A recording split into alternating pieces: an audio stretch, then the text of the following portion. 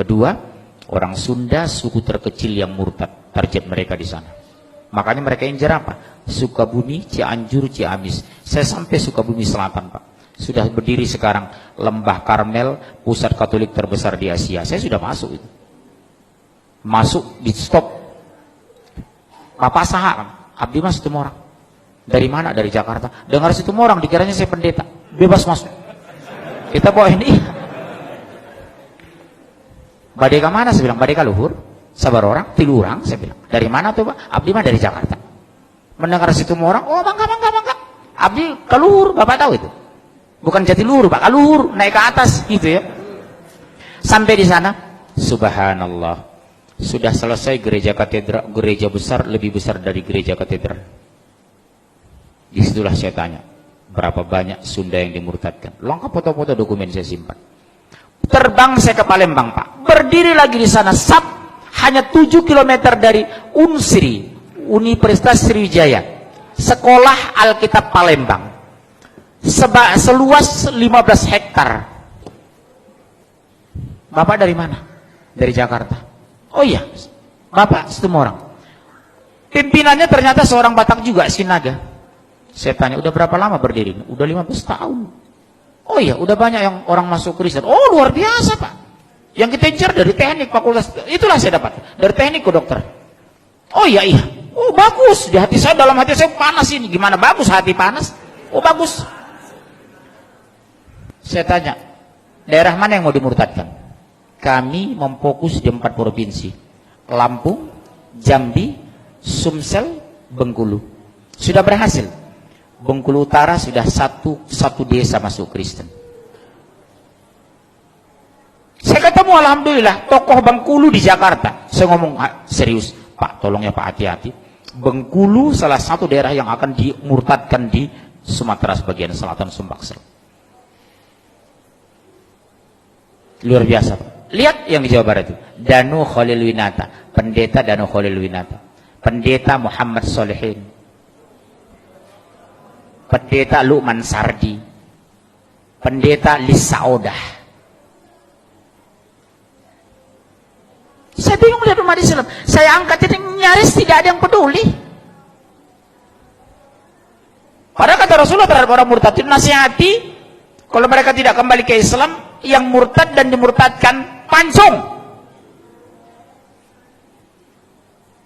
Makanya Amerika tidak suka sama Afghanistan itu, karena Taliban itu kalau ketahuan ada misi Katolik Protestan yang masuk ke Taliban, coba-coba murtadkan, pancung. Bapak tahu enggak? Saya sendiri yang melaporkan ke Komisi Hukum, Komisi 3 Hukum ya, DPR. Kapolri Sutanto, Presiden, Wakil Presiden, Menko Polhukam. Saya antar sendiri itu waktu itu. Ini ancaman terbesar bagi NKRI. Kenapa? Mereka sudah berani membangun pusat Kristen di mayoritas Muslim terbesar di Indonesia, Jawa Barat. Kalau melihat orang Batak Kristen saya nggak terlalu pusing. Tapi kalau mendengar bahasa Sunda ke gereja, Badeka mana teteh? Badeka gereja. Teteh mah Kristen. Sakit itu di sini Pak. Ini persoalan agama. Tapi Abdi bingung, orang masa daerah cicing wae di ditu. Cicing Pak, cicing wae. Hati-hati loh Bapak orang Jawa Barat di sini. Peringatan besar Pak. Cianjur, Sukabumi, Ciamis. Saya keliling di 3 kabupaten ini. Kenapa Pak? Negara tidak pernah campur tangan ketika rakyatnya murtad. Yang kedua, demokrasi dan HAM dijadikan landasan melindungi pemurtadan. Betul?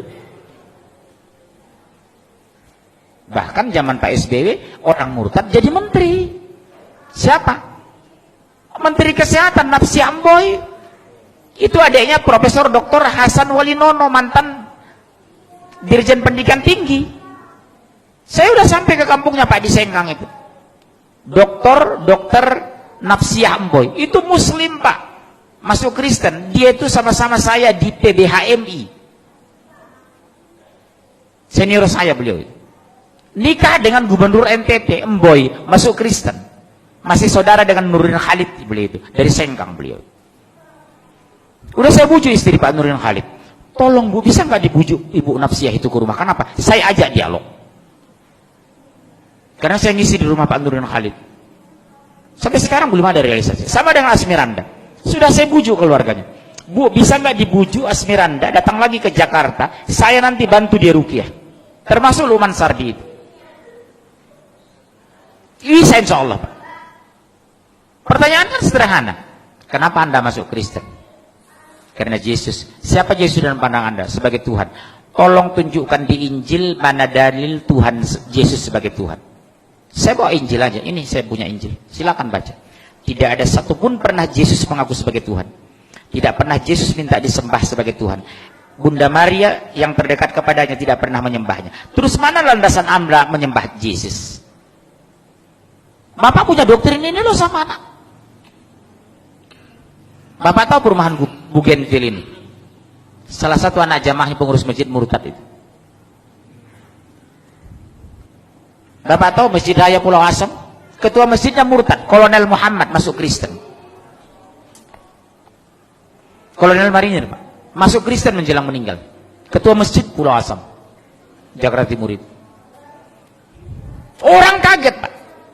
Begitu didatangi melayat pengurus masjid, sudah haleluya. Ternyata menjelang meninggal dia masuk Kristen. Ketua masjid loh, Pak. Bilang apa gitu? Makanya sekarang penguatan di akidah di rumah tangga luar biasa nomor satu. Satu diantaranya apa?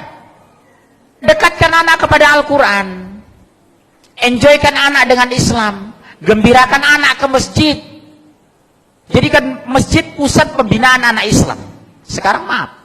Begitu seriusnya kita di sini orang tua. Jujur, kemana anak-anak muda kita? Kenapa tidak hadir di sini? Jujur, ayo. Kalau anak saya paksa ke masjid ikut saya. Subuh itu anak-anak kecil saya bangun itu jam 4. Bangunnya nak, kita ke masjidnya nak, bangun nak, bangun. Nanti kalau terlalu capek kamu, habis dari masjid tidur ya nak. Tolong jawab ayah lo nak. 1 menit pun ayah tidak bisa masukkan kamu ke surga lo nak, demi Allah.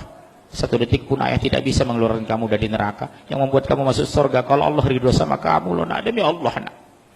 Doktrin saya seperti itu. Ke masjidnya anak, bujuk anak ke masjid, banguni dengan kelembutan.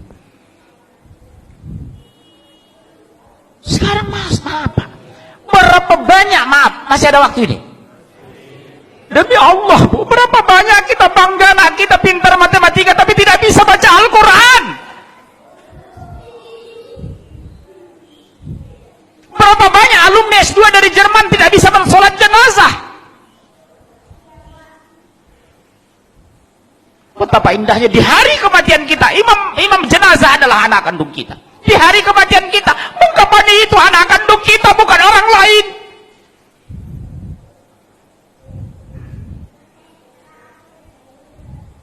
Saya pergoki Pak, demi Allah, jamaah saya 9 sekeluarga, semua orang kaya, 5 laki-laki 4 perempuan. Di hari kematiannya sibuk nelpon saya, tolong Ustadz carikan yang memandikan ibu kami.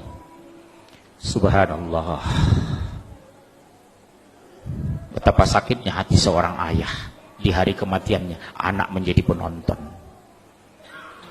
Betapa indahnya hati seorang ayah di hari kematiannya, membuka busananya anak kandungnya, memandikan anak kandungnya, imam jenazah anak kandungnya. Makanya kata Rasulullah, orang yang paling berhak terhadap jenazah adalah ahli warisnya, saudara senasabnya. Sab pertama anak dan mantu kita, sab kedua saudara sepupu kita, sab ketiga tetangga kita, sab keempat teman kerja. Jangan kita merapat ke depan yang bukan hubungan darah dengan jenazah. Makanya saya kalau masuk jenazah ke masjid, Pak mau jadi imam? No. Ada anak kandung nggak? Maaf ya Pak, nggak ada. Saudara kandung ada nggak? Sepupunya nggak? Dia lebih berkewajiban dari saya Pak. Bukan saya nggak mau jadi imam jenazah.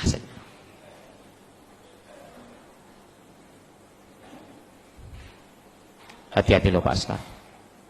Silahkan S2 ke Jerman, S3 Swedia, tapi basic agama harus kuat. Apa yang kita banggakan nanti di hari kematian kita Pak? Anak menonton jenazah kita, subhanallah.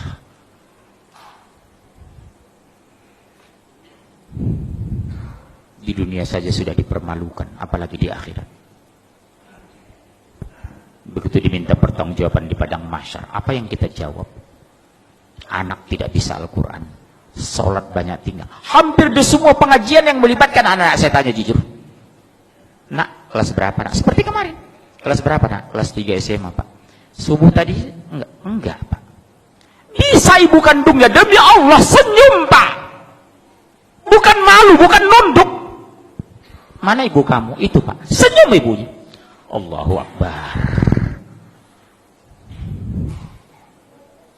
Enggak subuh dah? Enggak Pak. Sering tinggal sholat? Sering. Sholat apa? Subuh dengan Isya. Isya kecapean, subuh kesiangan. Ibunya santai Pak. Maaf ya Pak. Demi Allah, demi Allah. Tolong kita koreksi istri kita di rumah pulang nanti, tolong kita koreksi. Bagaimana Allah membela kita? Allah biarkan akidah terluntar. Tauhid belum lurus, baca Al-Quran nggak bisa, sholat tidak tepat waktu. Mau bagaimana Allah mau menjaga kita? Makanya ittaqullah haqqa tuqatih.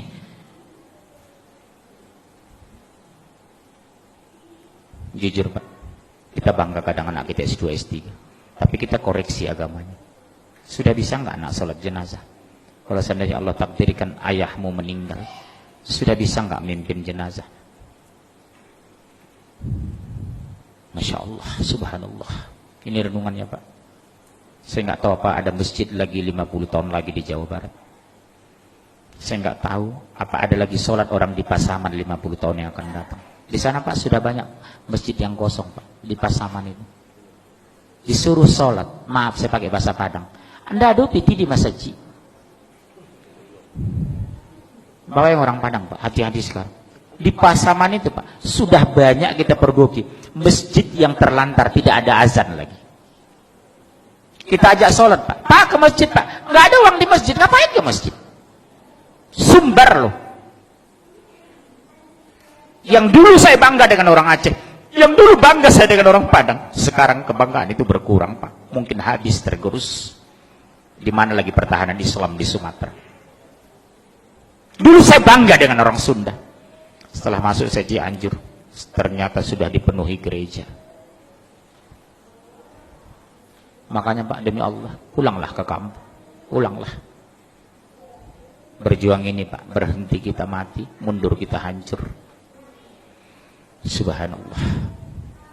Apa yang kita benahi? Kondisi akidah, tauhid ini. Di sini Pak. Gak mungkin anak mau sholat kalau tidak mengenal Allah. Subhanallah.